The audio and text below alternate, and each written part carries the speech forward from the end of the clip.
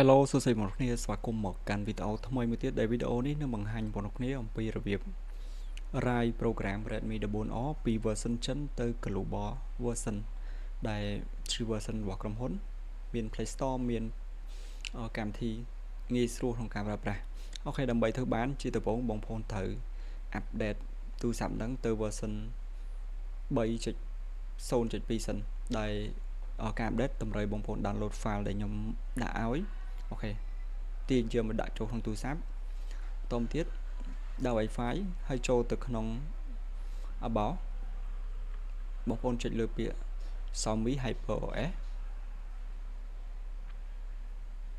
ហើយចុច tray 3ខាងលើយក download package អូខេវានឹង download firmware របស់ទូរស័ព្ទហ្នឹងមិនថា1ចុច2ចុចអត់អីទេមិនខ្វល់ទេគឺគ្រាន់ចុច download ទៅបានហើយបើពេល download បងប្អូនអាចចូលកន្លែង download នេះដើម្បីមើលបានវាពេញមិនពេញឬក៏បានភាគរយចឹងស្រួលងាយស្រួលក្នុងការមើលបន្តទៀតយើងចូលកន្លែង file ដែលខ្ញុំតម្រូវបងប្អូន copy file ចូលក្នុងទូរស័ព្ទហើយបងប្អូន copy file ហ្នឹងទៅដាក់នៅត្រង់អូខេចុច move យកមកដាក់នៅក្នុង download ដើម្បីឲ្យវាងាយស្រួលក្នុងការធ្វើ move ហើយខ្ញុំលុបរូបភាពចោលអស់ជាទូទៅវាអត់មានរូបភាពទេតែនេះដោយសារទូរស័ព្ទគេប្រើប្រាស់ធម្មតាចឹងវាមានរូបភាពអូខេយើងចូលមកកន្លែង download room ទៀតនឹងឃើញ program មួយដែល program នោះគឺជា program ដែលយើងកំពុងតែ download មុននឹងបន្តិចហ្នឹងអូខេយើងចុច rename copy ឈ្មោះ program ហ្នឹងអូខេមិនថា program ឈ្មោះអីទេយើងត្រូវ copy យក select all copy ហើយថយក្រោយយើងយកមក rename file ដែលយើងបាន download OTA ហ្នឹងមក rename ដាក់ឲ្យដូចជាមួយនឹង file ដែលយើងកំពុង download ហ្នឹងអូខេផាចឹងfile ដែលកំពុង download និង file OTA ដែលយើងបាន download copy ចូលទូរស័ព្ទហ្នឹងគឺឈ្មោះដូចគ្នាហើយបន្ទាប់ពីឈ្មោះដូចគ្នាហើយបងប្អូនចូលទៅកន្លែង download room វិញយើង delete file ដែលកំពុង download ចោលហើយ delete កន្លែងហ្នឹងមកមុខតអស់ទេយើងចូលមក delete កន្លែង download នៅក្នុងនេះមួយទៀតអូខេបន្ទាប់ពី delete ហើយបងប្អូនត្រូវ move file copy អត់ត move ទេគឺ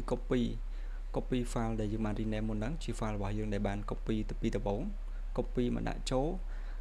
កន្លែង download room ហ្នឹងផេខ្ញុំបានសរសេរអក្សរនៅលើអេក្រង់បន្ថែមដើម្បីឲ្យបងប្អូនមើលទៅឆាប់យល់អូខេបន្ទាប់ពី copy file ដែលយើងបានកែឈ្មោះនៅមុនហើយយើងចូលមកក្នុង about phone ក្នុង setting ហើយចូលកន្លែង download មកនឹងឃើញតម្រងបែបនេះយើងចុច try again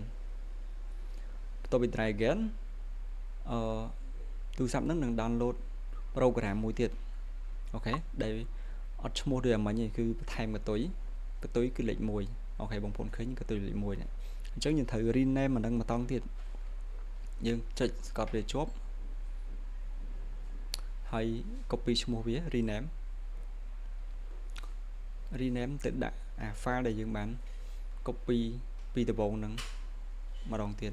អូខេយើងមានថាការ rename ឈ្មោះហ្នឹងគឺ2ដង select all copy នេះជាលើកទី2យើងថយក្រោយហើយយើងចុច Scott មក rename វាសម្រាប់ version 2ចុចពេលដែលបងប្អូន select all rename វានឹង load បែបនេះលើបែបហ្នឹងអញ្ចឹងវាតម្រូវឲ្យបងប្អូនមានកម្មវិធីអូខេកម្មវិធី APK នេះមួយដើម្បីជួយសម្រាប់1ចុចគឺអត់មានបញ្ហាទេតែ2ចុចទេហើយចុច install មកតែខ្ញុំបានតម្លើងហើយអញ្ចឹងវាចេញជាពាក្យ update យើងចុច update មកបន្ទាប់ពី update តម្លើង install ហើយបងប្អូនបើកកម្មវិធីហ្នឹង allow permission អូខេតាមវាមកកម្មវិធីនេះស្តីនឹងកម្មវិធីដែលយើងកំពុងបើកមុននឹងដែរយើងចូលមកក្នុង download ហើយយើង rename ម្ដងនេះកន្លែង file ដែលយើងកំពុង download ហ្នឹងយកមកជំនួស OTA ដែលយើងបាន copy ពីដំបូងម្ដងទៀតជាលើកទី2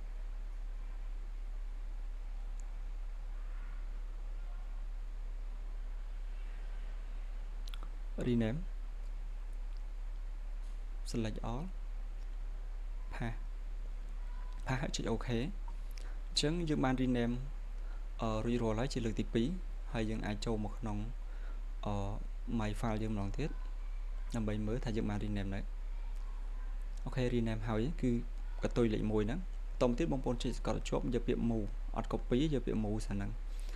អូខេចុច download room អូខេយើងត្រូវ move មកដាក់កន្លែងនេះហើយដើម្បី move មកដាក់កន្លែងហ្នឹងបានតតែ program ដែលយើងកំពុង download ហ្នឹងវាពេញសិនអញ្ចឹងបងប្អូនរងចាំវាមកនេះវាកំពុង download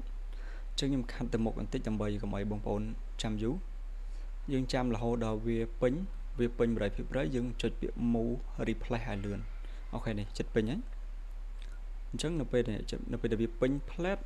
វាលើកធ្លាក់មកក្រោមបងប្អូនចុច move ហើយ replace អូខេ move ហើយចុច create replace អញ្ចឹងពេលដែល replace វាលឿនជាង copy ហើយដល់ពេលហ្នឹងគឺទូរស័ព្ទវាគិតថា program ដែលវាកំពុងតែ download ចប់ហ្នឹងជា program របស់វាតាមពិតមិនមែនយើងកន្លែងដូចខ្លាញ់បន្លំគឺយើងខ្លាញ់បន្លំដាក់ program យើងចូលទៅវិញអូខេឥឡូវវាកំពុងចាប់ដើម extract ហ្នឹងអញ្ចឹងអត្ថន័យកន្លែងនេះគឺយើងដូចកុហកវាអញ្ចឹងកុហកវាឲ្យវាចាប់យក file ហ្នឹងព្រោះXiaomi វាដឹងថាយើងចង់ធ្វើអញ្ចឹងវាព្យាយាមបិទបន្ទាប់ extract ហើយចុច reboot មកដល់ពេលបិទយើងអាចធ្វើបានទេអញ្ចឹងដើម្បីធ្វើបានគឺរបៀបបែបហ្នឹងគឺបិឆោតទៅបិឆោតមកកុហកទៅកុហកមកអញ្ចឹងបងប្អូនមើលអត់យល់មើលមួយទៅហើយធ្វើតាមទៅបើមិនយល់កន្លែងណាធ្វើមិនកើតតាណាចាំសួរខ្ញុំអូខេឥឡូវយើងបានអាប់ដេតទូរស័ព្ទហ្នឹងមក version 3.02 ហើយអញ្ចឹងយើងអាច write global បានហើយអញ្ចឹងមិញគ្រាន់ជាការចាប់ផ្ដើមទេអត់ទាន់ចូលដំណាក់កាល write program ទៅ global ទេអូខេនេះ 3.02 បើខុសពី 3.02 ក៏ធ្វើកើតដែរបងប្អូនបន្តទៀតបងប្អូនចុចលើ OS version 3.02 ហ្នឹង6.7 ដងមកដើម្បីបើក USB debugging អូខេ developer option ហើយយើងបើក USB debugging មកចុច create អូខេ